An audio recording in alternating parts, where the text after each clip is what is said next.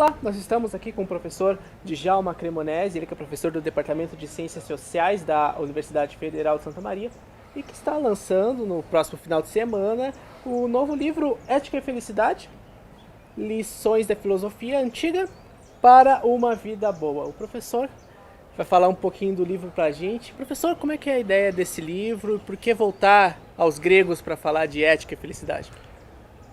Primeiramente, satisfação falar contigo, Davi, aos telespectadores. Na verdade, é uma pesquisa que eu venho desenvolvendo nos últimos 6 anos, exatamente pela minha formação. Eu tenho formação nas áreas das humanas, na filosofia, um mestrado, graduação, e depois eu migrei para a área das ciências sociais, especificamente a ciência política. E nos últimos 6 anos de dedicação aqui na Universidade Federal de Santa Maria, eu desenvolvi esse projeto de pesquisa que tenta fazer uma releitura da filosofia antiga para a gente entender o que é a ética e o que é a felicidade para a filosofia antiga.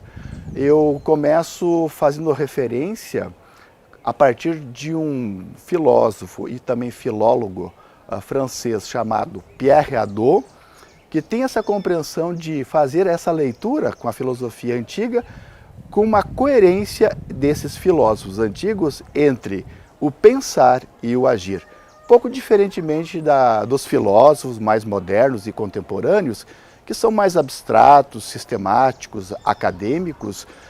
Então é importante ver nesses pensadores antigos essa proximidade entre o pensar filosoficamente e o viver filosoficamente.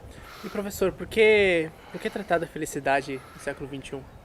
Porque é um tema bastante presente nos nossos dias, porque nós temos, a partir da pesquisa que eu desenvolvi, eu descobri a diferença entre a concepção de felicidade para a filosofia antiga da felicidade que nós temos hoje. A felicidade, a partir da compreensão de Aristóteles, por exemplo, ele chama de eudaimonia. Eudaimonia, nós traduzindo pela etimologia, hoje seria eu, bom, um estado perfeito, e daimon, um espírito. Quer dizer, uma satisfação, um momento bom de viver. Eudaimonia poderíamos traduzir como uma palavra desabrochar, florescer.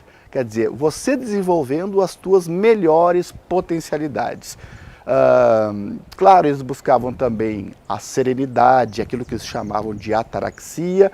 E diz Aristóteles, aqui é o livro fundamental, a Ética Nicômaco, que uma andorinha sozinha não faz verão. E ele diz também, um dia só de felicidade não pode ser considerado fazer um homem feliz.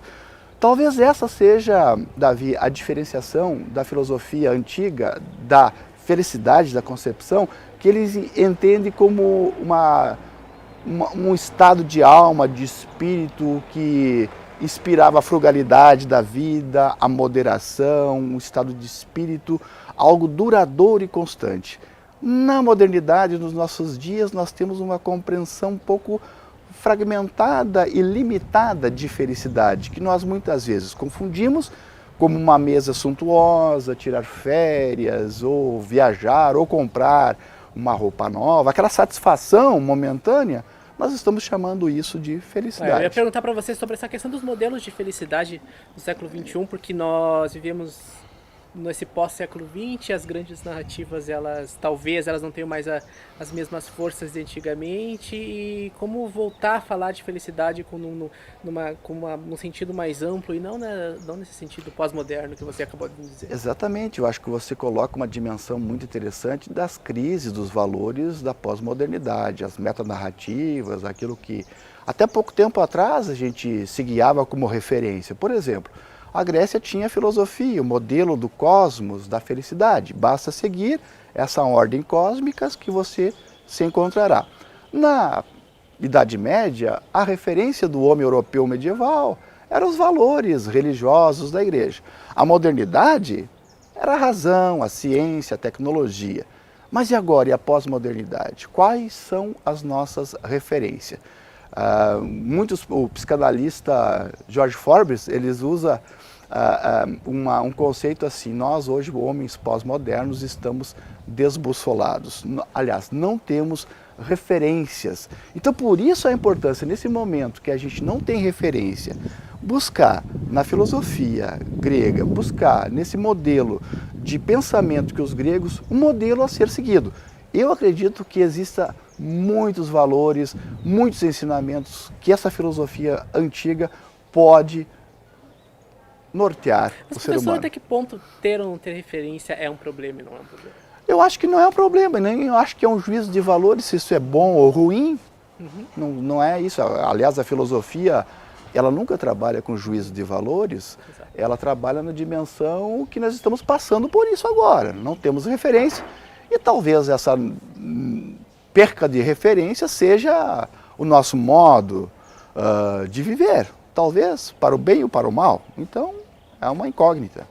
Agora, voltando um pouquinho para o livro, você faz uma linguagem mais acessível, né? Por que trabalhar nesse sentido também? Porque quando eu estava pesquisando, eu naveguei aqui, comecei pela mitologia, comecei com Hesíodo, depois analisei a Ilíada, a Odisseia do Homero, depois estudei as obras de Platão referente à ética socrática, depois discuti o banquete, as diferenciações da concepção de amor em Platão, trabalhei a eudaimonia de Aristóteles, passei pelas escolas filosóficas dos cínicos, dos céticos, para desenvolver esse tipo de pensamento. O que pode contribuir para uma vida melhor? Essa retomada, dessa releitura desses clássicos do pensamento filosófico, e mais de uma centena de comentadores, eu tinha um objetivo, Davi: apresentar a filosofia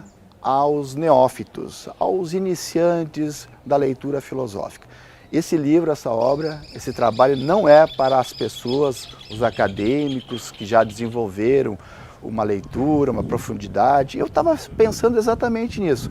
Nessa jovem secundarista que está estudando filosofia pela primeira vez. Inclusive, muitos dos tópicos que aparecem aqui são tópicos que aparecem também no Enem.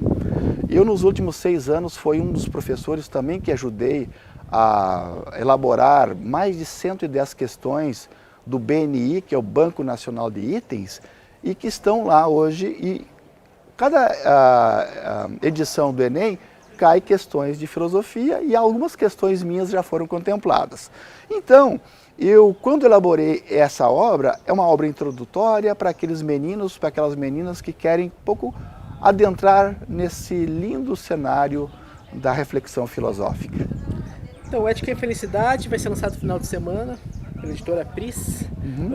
Fica um convite, então, para o lançamento do livro. Então, exatamente, Davi. Nós convidamos todos os telespectadores, agora sábado, dia 28, na SESMA. A gente, a partir das 10 horas da manhã, vamos estar lá tomando um café, fazendo uma discussão bastante informal. E todos os meus alunos, ex-alunos e também amigos que queiram nos prestigiar, que apareçam, então, no próximo sábado, a partir das 10 da manhã. Ok, falei com o professor Djalma Cremonesi, do Departamento de Ciências Sociais da UFSM. Davi Pereira, para a TV Campus.